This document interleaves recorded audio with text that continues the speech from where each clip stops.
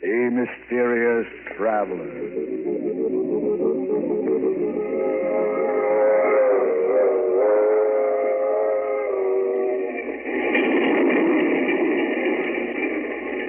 This is the Mysterious Traveler, inviting you to join me on another journey into the realm of the strange and the terrifying.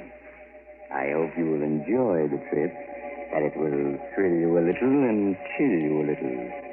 So settle back, get a good grip on your nerves, and be comfortable, if you can. Where are we going? Well, we're going to join Walter Cabot as he takes a little excursion into crime. I call the story Murder Goes Free.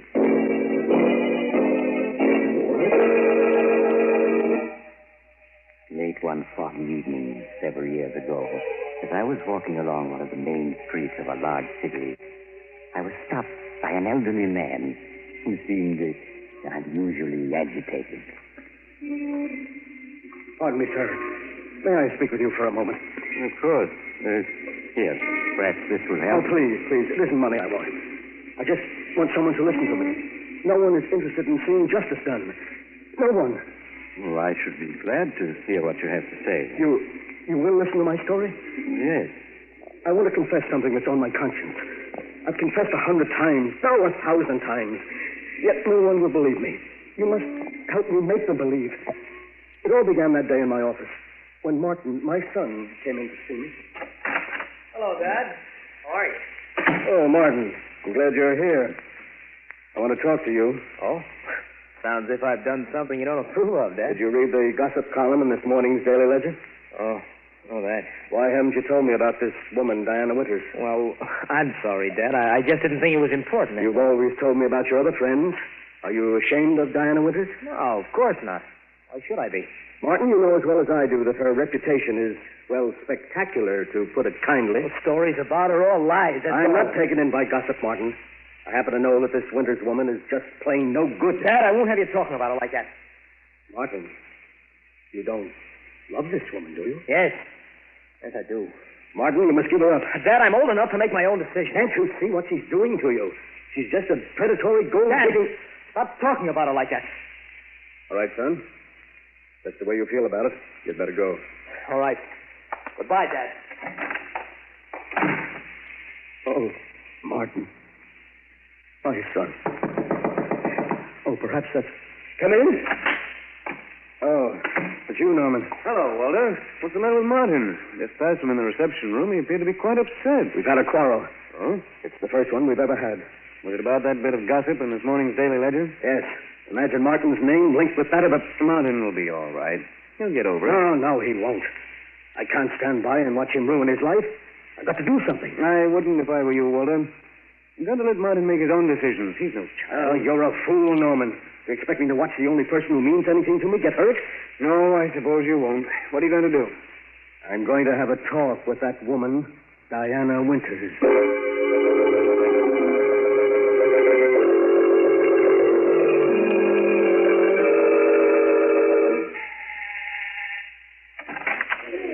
Hello. Oh, good evening. Are you Miss Winters? Yes. Won't you come in? Thank you. My name is Walter Cabot. Oh. Walter Cabot. I see. And I have a word in private with you. Really, I have guessed, It Mr. Cabot. will only take a few minutes. Well, all right. Come this way. Thank you. No, no bother us in here. I hardly know how to begin, Miss Winters. And let's be frank, Mr. Cabot, and save ourselves time. You've come here to ask me to give up your son, haven't you? Yes. Well, then you may as well know that you're wasting your time.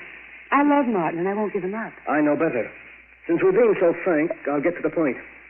How much do you want to let Martin go? Are you insinuating that I now, just come, Miss Winters. There's no need to put on an act for me. How much? Really, Mr. Cabot, you know, you're far more interesting than your son. Shall we say, 100,000? 100,000? Yes, 100,000. If you love your son, surely he's worth it. I haven't anything like that amount of money. Oh, I'm sorry. Do you believe for a moment that Martin has any money? Oh, no. But he will inherit $250,000 from his mother's estate in a few months. Oh, so you know about that? Yes, of course. What other reason would you have for leading Martin on? None that I can think of. What if I were to tell Martin of our conversation? He wouldn't believe you. You can't do this to him. I'm afraid I must be getting back to my guest, Mr. Cabot. Now, wait, please. Please listen to me. Martin is everything I have. If I had the money, I'd gladly give it to you. But I haven't it. So sorry. Women like you don't deserve to live. Please leave at once. If you don't give Martin up, I'll kill you. Oh, get out, do you hear? I'll have my friend throw you out. I'm warning you. Stay away from Martin, or I'll kill you.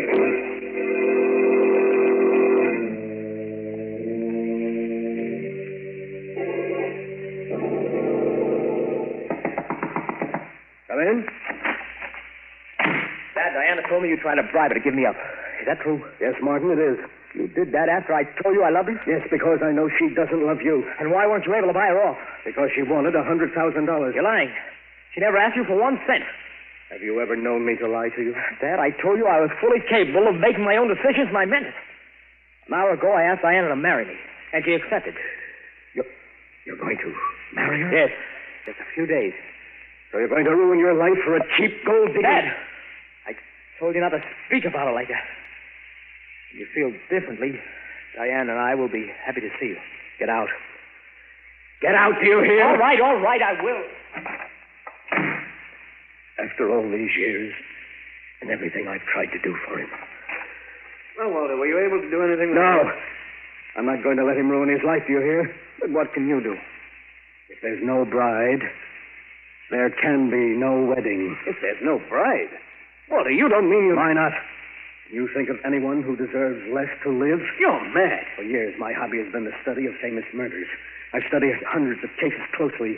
In each case, I was able to pick out the flaw that prevented it from being a perfect crime. And then one day, I began to work out a perfect crime for myself. Walter, what are you saying? I was merely doing it for fun, just as some men do crossword puzzles. But, Norman, I did hit upon a way to commit a perfect murder, and now I have a motive. You must stop talking like that, Walter. There's no such thing as a perfect crime. You're wrong, Norman, and I'm going to prove it. Walter, can't you see that what you want to do is insane? It's far better that Martin marry that woman than for you to become a murderer. No. If Martin were to marry that woman, it would be the end for both of us. At least this way I can be certain that his life won't be ruined, and that's all that counts. As for the police, Norman, they'll never catch me. Never.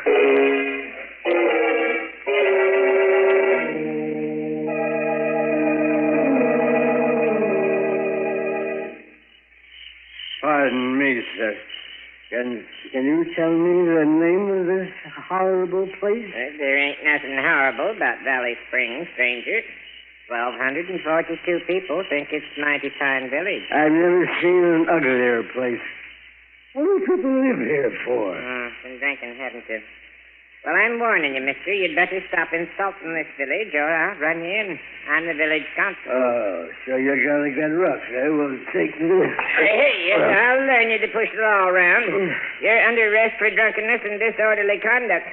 You and me are going to see George Hutchins, Justice of the Peace.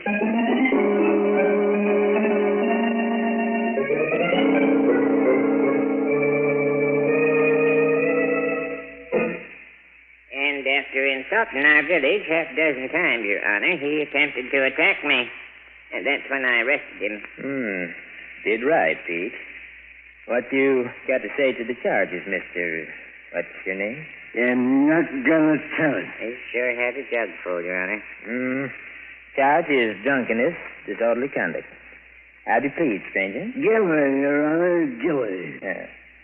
Well, stranger, seeing you admit your guilt, I'll only fine you $20. Well, if I don't want to pay? Well, I'm afraid in that case you just spend the night in cash. I won't be intimidated.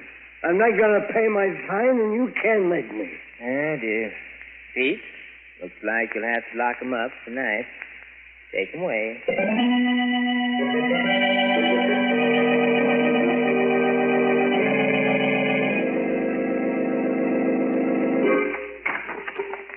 Well, stranger, now you can see what the inside of our jail looks like.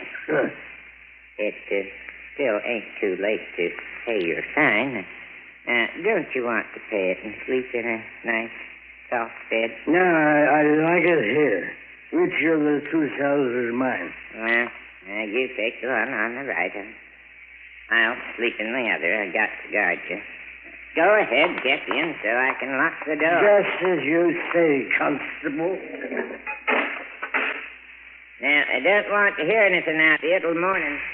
I'll have enough trouble sleeping in here without you bothering me. I'll be so quiet, Constable, you won't even know I'm here. We dream.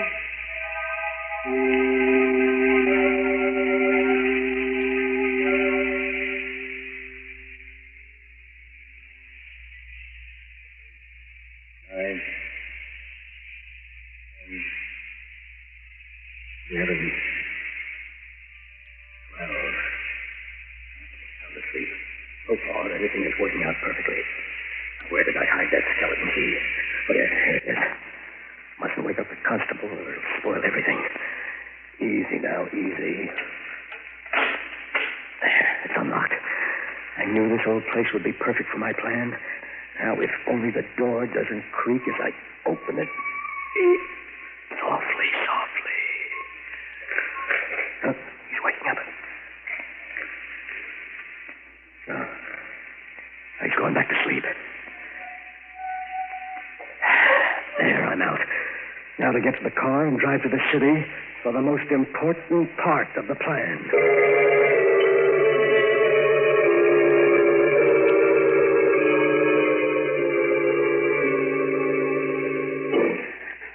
Who's there? Who's there? Perhaps if I turn on the lights, Miss Winters. You. Yes, Martin's father. What do you mean by breaking into my apartment? What do you want? What do I want? You remember what I said to you the other night? Oh, what you said? Oh, no, And I'll refresh your memory. I said I'd kill you if you didn't give Martin up. You wouldn't dare. Oh, but I would.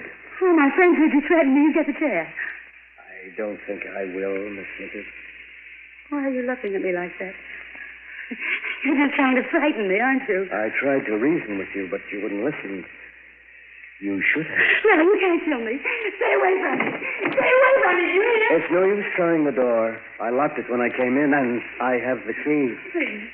Please listen to me. I'll do anything you want. I'll give Martin up. I'll go away. You had your chance. You wouldn't take it. No. I'll keep away. Don't touch me. I'm free.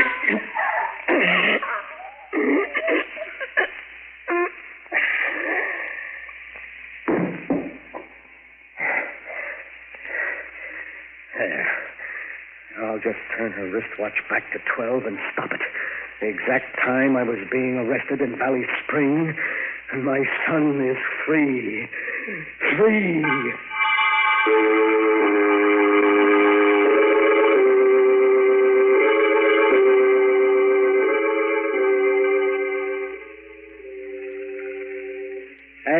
Hey, Constable.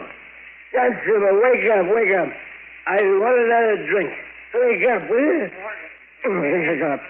What's all this noise about? Oh, my back. Hey, what's the idea waking me up, boy? It ain't even dawn yet. I want another drink, and I'll take it straight. Oh, go to sleep, you hear? It's 4 o'clock, and you ain't getting out of here until late in the morning. You got 4 hours yet. I don't want to hear any more out of you. Oh.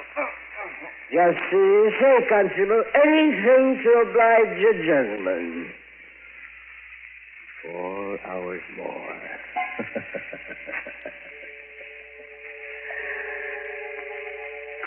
Good. Now I've established the fact that the constable spoke to me at 4 o'clock in the morning in my cell, and that I was very drunk. Oh, the perfect crime. Everything's worked out exactly as I planned. The police will never be able to prove a thing. In a few months, the murder will just be a thing of the past. And Martin and I will once more be as close as ever.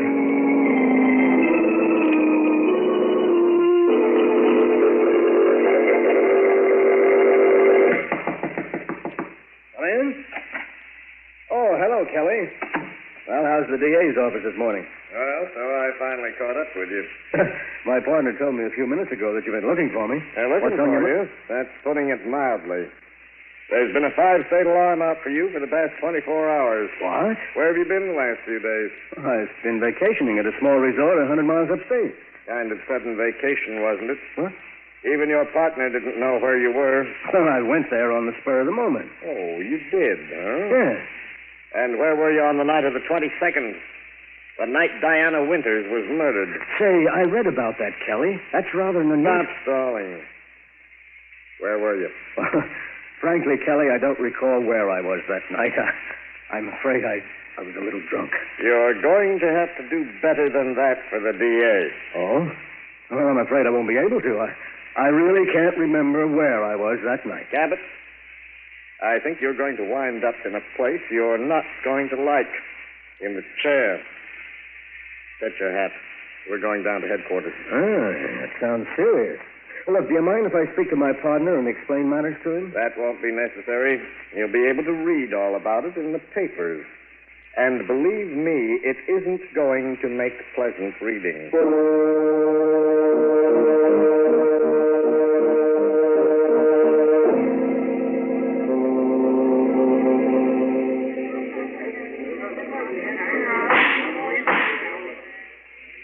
A dozen witnesses have testified that the defendant, Walter Cabot, threatened to kill Diana Winters. And how has the defense replied to the charges of the state? It hasn't. Can we accept the flimsy story of the defendant? That he was drunk the night of the murder and hasn't any recollection of his actions? Perhaps Walter Cabot doesn't know where he was that night, but I do. He was in the apartment of Diana Winters, where he cold-bloodedly strangled her as he vowed to do before a dozen witnesses. There is only one verdict you can render. Guilty of murder in the first degree. The state rests, Your Honor. Since you've insisted on defending yourself, are you ready for the defense's summation, Mr. Cabot? Your Honor, I've often observed the strange twists of fate by which a man is saved or condemned. My inability to recall any of my actions on the night of the 22nd left me without a defense. Yesterday, frankly, I regarded my case as being hopeless. Today, however, through a twist of fate, I have received a new lease on life. I'm now prepared to prove my whereabouts on the night in question. I should like to call upon a witness for the defense. You have the court's permission. Thank you, Your Honor. I wish to call Peter Wilk to the stand. Peter Wilk to the stand. Here I am. Raise your right hand, please. You solemnly swear to tell the whole truth and nothing but the truth to help you God? I do. State your name and occupation, please. Peter Wilk. I'm constable for the village of Valley Springs. Mr. Wilk, will you tell the jury exactly what you told me this morning? Well, yesterday, George Hutchins, he's our justice of the peace, and myself were looking at a city newspaper. And in it, we see a picture of a man, Mr. Cabot, right on the front page. It says he's being tried for a murder committed on the night of January 22nd. Well, George and me recognizes him right away as the fellow we locked up in our jail that night on a drunken and disorderly charge.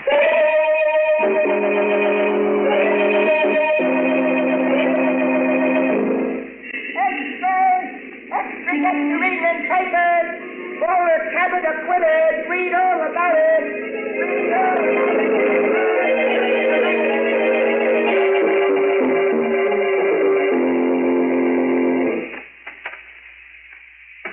Martin. Hello, Dad. How are you, son? Oh, it's good to see you again after all these months. Oh, Dad, can you ever forgive me for having run away when you needed me? Forgive you? There's nothing to forgive, son. Dad, I know now how right you were about Diana. Oh, you don't know how happy it makes me to hear you say that, son. I've been through a great deal lately, but it doesn't matter now that I have you back. Oh, Dad, I'm glad to be back. I promise you I'll never let you down again.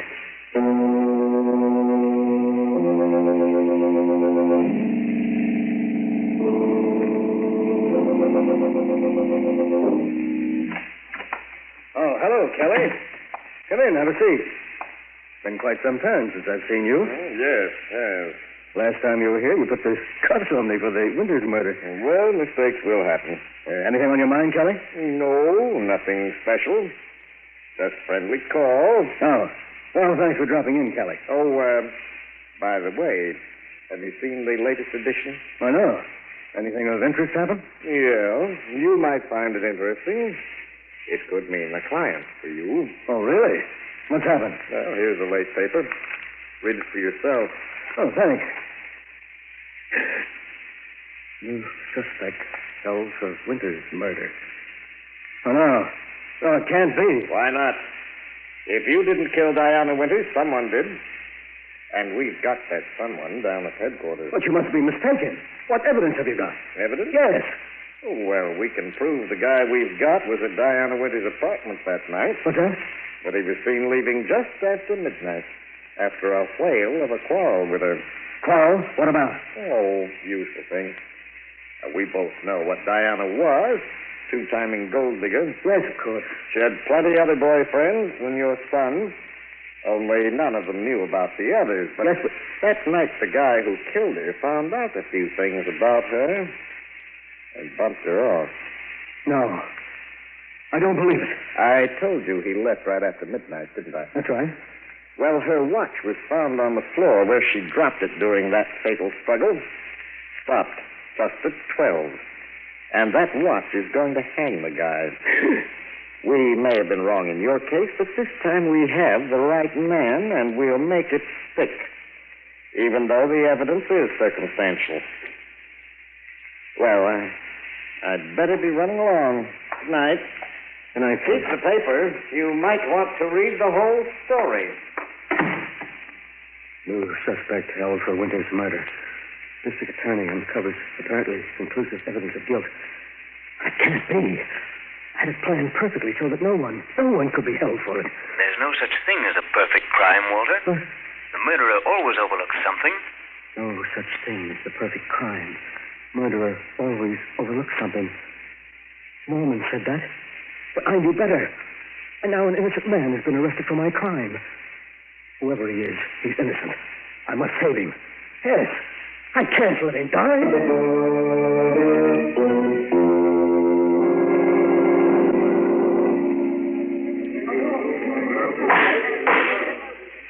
Gentlemen of the jury, you have reached a verdict. You have found the defendant guilty of murder in the first degree. Silence in the courtroom. No, it can't be. You're wrong. Silence in the courtroom. I'll have it cleared. Mr. Cabot, you'll kindly refrain from such outbursts. But, Your Honor, I protest. The evidence submitted by the state was purely circumstantial. There was no real... May I remind Mr. Cabot that this case may be appealed. Our attorney is quite uncalled for. But the prisoner is innocent, Your Honor. You haven't any right to... Another such outburst, Mr. Cabot, and I'll hold you for contempt of court. Your Honor, the defendant was convicted on purely circumstantial evidence. But I have positive proof of his innocence. Why did you wait until after the jury rendered a verdict to make this statement? I hoped, Your Honor, that the defendant would be acquitted and I wouldn't have to reveal my proof of his innocence, but I would like to do so now. Yeah, this is highly irregular, Mr. Cabot. But since the jury has already rendered its verdict and cannot be influenced, you may proceed. Thank you, Your Honor. I know for a certainty that the defendant is not guilty of the murder of Diana Winters, for it was I who committed the crime. In the courtroom. Mr. Cabot, you say you confessed the murder of Diana Winters? Yes, Your Honor. I and I alone am responsible for her death. You must believe me. Mr. Cabot, only 3 months ago you were acquitted of the murder of Diana Winters. You well know that a man may be tried only once for a crime. This confession now can do you no harm. The court sees your confession as being motivated only by your desire to see the defendant go free. No, Your Honor, that isn't true. I did murder Diana Winters. Then I broke her watch, and I set it back to 12 o'clock. You must believe me, you must. Bailiff, have Mr. Cabot escorted from this courtroom. Prisoner will remain in his cell. No, wait, Your Honor. Listen to me. He isn't guilty. I am. I'm the one who...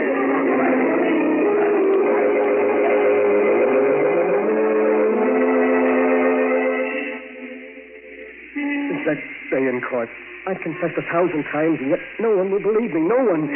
But you, sir, you will help me, won't you? We can't let an innocent man die for a murder I committed. No, of course not, but I hardly see how Every minute that passes brings him closer to the end. We must save him. We must. If you only help Hello, Cabot. Oh, Kelly, I was just telling this gentleman here my story. We can't let an innocent man go to the electric chair. Kelly, you're a smart man. You believe I murdered Diana Winters, don't you? Yes, I do. You do? Then Then you'll help me save him? People wouldn't believe me any more than they do you. But they would, Kelly. They would. Why should they believe your story? You can't be tried again for the murder of Diana Winters. And what man in your position wouldn't confess to save his own son? But he's innocent, Kelly. Martin, my son is innocent.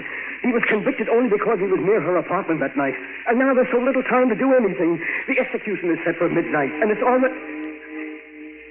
It's 12 already. No.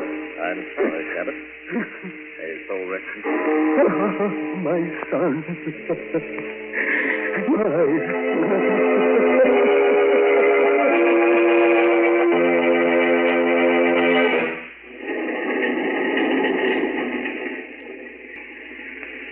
This is the mysterious traveler again.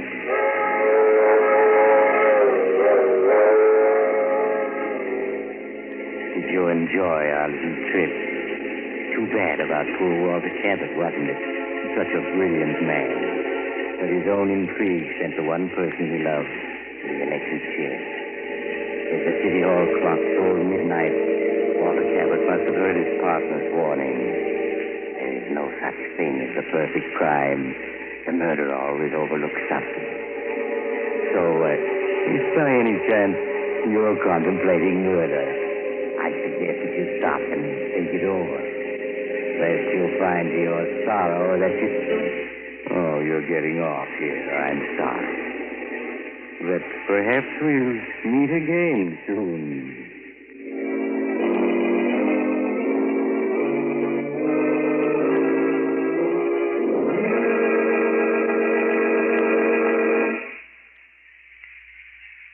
You have just heard Chapter 67, the final chapter of this series of The Mysterious Traveler, Tales of the Strange and Terrifying. In tonight's story, Murder Goes Free, Ed Latimer played Walter Cabot, Tony Barrett played Martin, and Irene Winston played Diana. The Mysterious Traveler is written by Bob Arthur and David Cogan, and original music is played by Henry Silverne.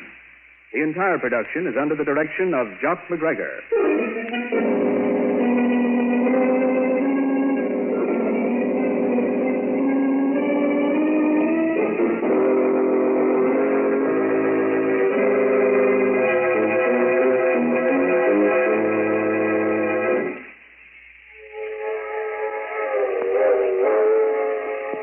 The Mysterious Traveler is presented from our New York studios. This concludes the present series of The Mysterious Traveler. Next Saturday evening at 9:30 Eastern Wartime over most of these stations, Mutual will present a new program, radio's first nationwide audience participation mystery series. It's called Calling All Detectives. We invite you to be with us for Calling All Detectives next Saturday night at 9:30 Eastern Wartime. This is the Mutual Broadcasting System.